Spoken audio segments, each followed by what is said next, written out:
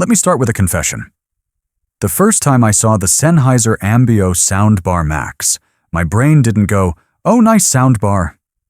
It went, "Why is that thing built like it pays rent?" This isn't a soundbar you casually slide under your TV and forget about.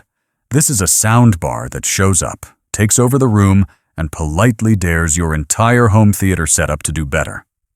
And the wild part? Most of them don't. The first 5 seconds tell you everything. The moment you press play, not volume up, just play, something strange happens. The sound doesn't come from the bar. It comes around you.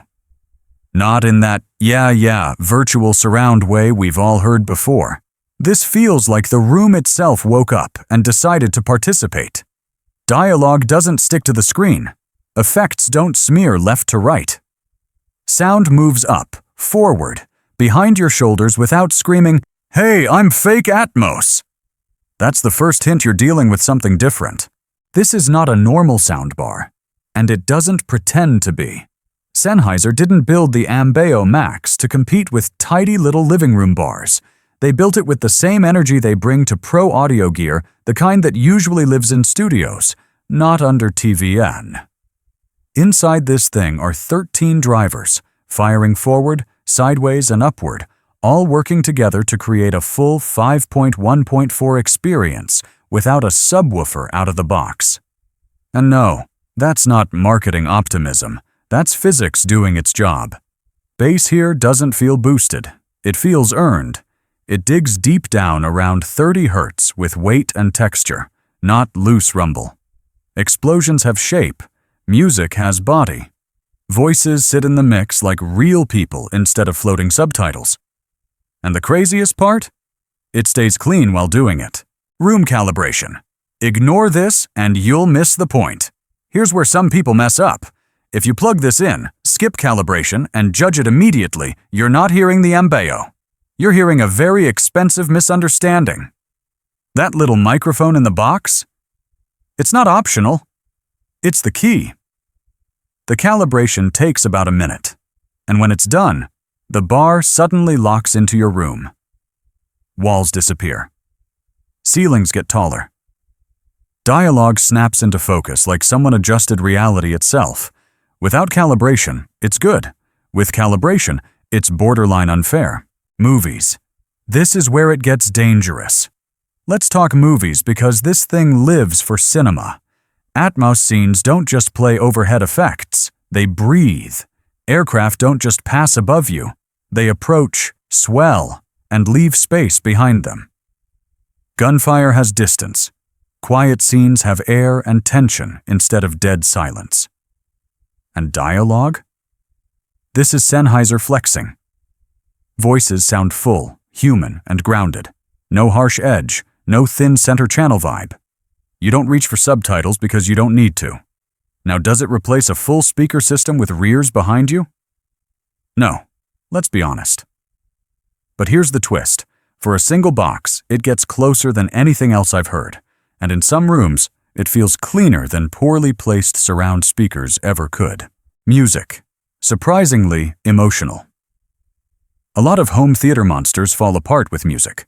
The AMBEO doesn't. With AMBEO processing off, it behaves like a very serious stereo system, wide, warm, and confident. Vocals sit front and center. Bass instruments have texture, not boom. Timing stays tight enough to keep rock and electronic tracks alive. Turn AMBEO on gently, and immersive mixes suddenly make sense. Not gimmicky.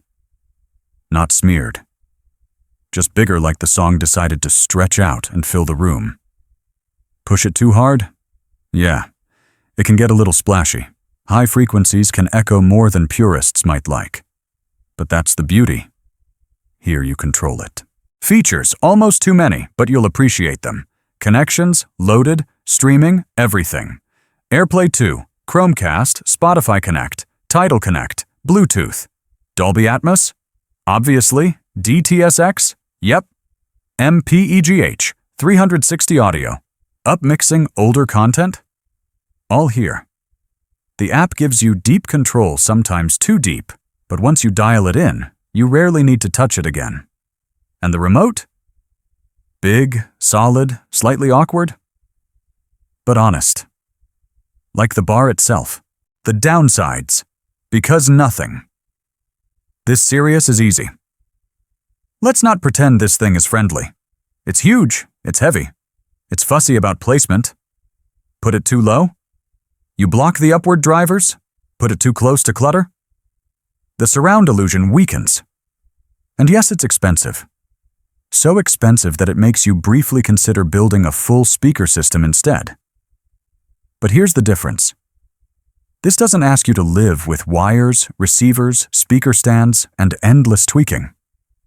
It asks for space, patience, and one good calibration, and then it delivers. So, who is this actually for?